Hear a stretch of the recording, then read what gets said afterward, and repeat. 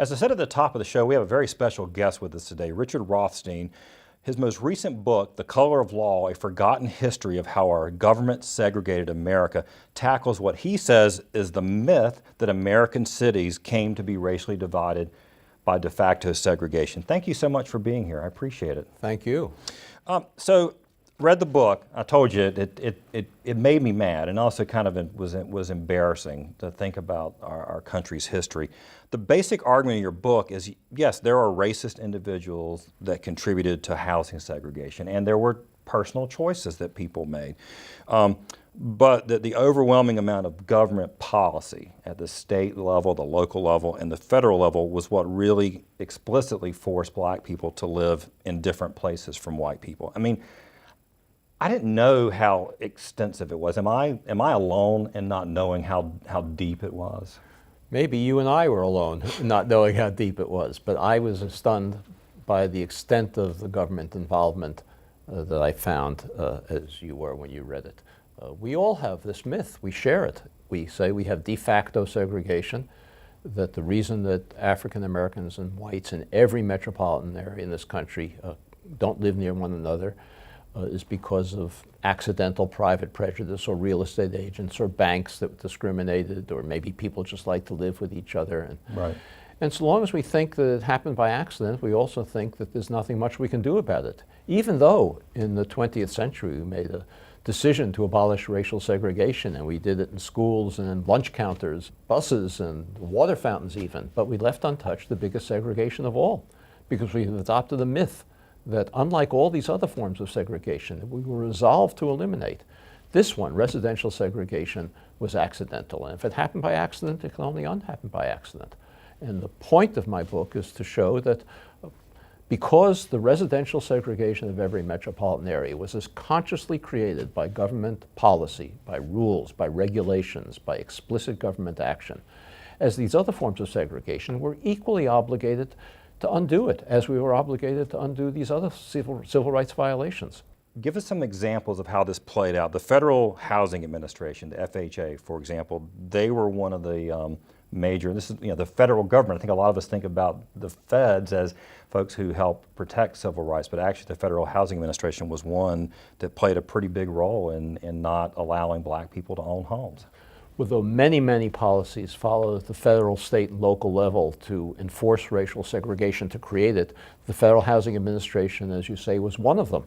The Federal Housing Administration embarked on a policy in the 1940s and 50s and 60s to suburbanize the entire white working class population, to move it out of cities into single-family homes in the suburbs. This was an explicitly racial policy. African Americans were prohibited from participating in this policy. Whites were subsidized. And your watchers, your viewers, they're familiar with all of these suburbs. They're in every metropolitan area in this country. Probably the best well-known is Levittown, east of New York City. Maybe some may remember a song that Pete Seeger used to sing about little boxes on a hillside made of ticky-tacky, and they all look the same. That's a suburb just as large as Levittown, south of San Francisco. They could never have assembled the capital to build 17,000 homes in one place. That's how big Levittown was. Wow.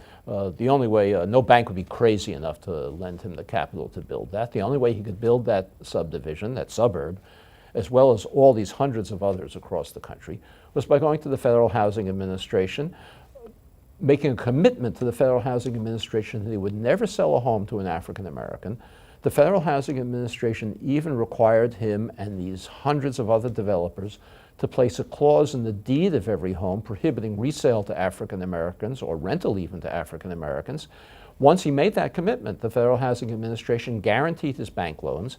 The result was that the white working class population was moved out of cities with enormous subsidy. FHA and VA mortgages enabled them to buy homes which in today's dollars cost about $100,000. They could pay less for these homes with their monthly carrying charges with a VA mortgage, for example, returning war veterans, than they were paying for rent in public housing. Public housing was not initially for poor people. You couldn't get into public housing unless you had a stable job or good employment history. The first public housing in this country was built during the New Deal, during the Roosevelt administration. The Public Works Administration built it. Everywhere it segregated public housing, frequently segregating neighborhoods that had previously been integrated. In my book, I refer to the great African-American poet and novelist, Langston Hughes. He wrote in his autobiography how he grew up in an integrated Cleveland neighborhood, not unusual in the mid-20th century, early 20th century, simply because most jobs were located downtown and workers didn't have automobiles to get to work. So if you had a downtown factory district with African-American workers and Irish immigrants and Italian immigrants and rural migrants, they all live in broadly the same neighborhoods where they could walk to work. Well, the federal housing administration, the Public Works Administration rather, during the New Deal, demolished housing in the integrated Cleveland neighborhood where Langston Hughes had grown up to create two separate projects, one for African Americans and one for whites, creating a pattern of segregation in Cleveland that otherwise would never have developed with such strength. Wow.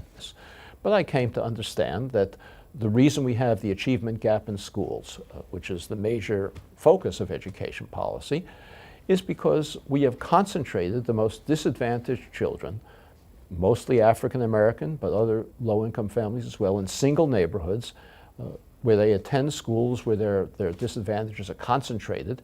And when children come to school, and where every child in the school comes to school either sleepless because of asthma or with lead poisoning, which decreases their IQ, or with stress from economic insecurity or homelessness or exposure to violence, when every child in a school has those kinds of problems, it's inconceivable that that school, on average, can achieve the kind of results that a school can achieve when children come to school well-rested and in good health and well-nourished and economically secure. It's not to say there aren't exceptions. There are always, there's a distribution of outcomes.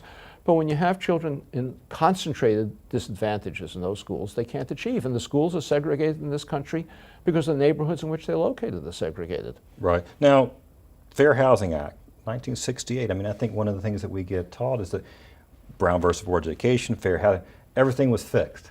There was so that it was no longer legal to bar folks from black folks from living in a certain area.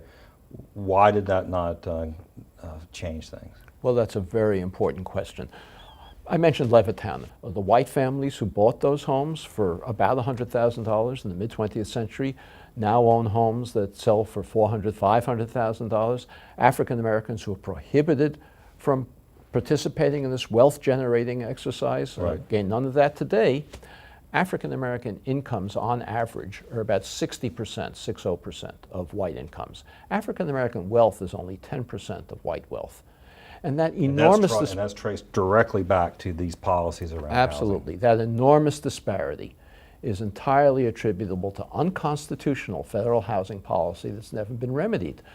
So the Fair Housing Act says in effect to African Americans, okay, you can now move into Levittown or any of these other suburbs, but they're now unaffordable to working class families of any race. Right. The white families who bequeath some of their wealth to their children and grandchildren, they now have funds to make down payments on homes. African Americans do not.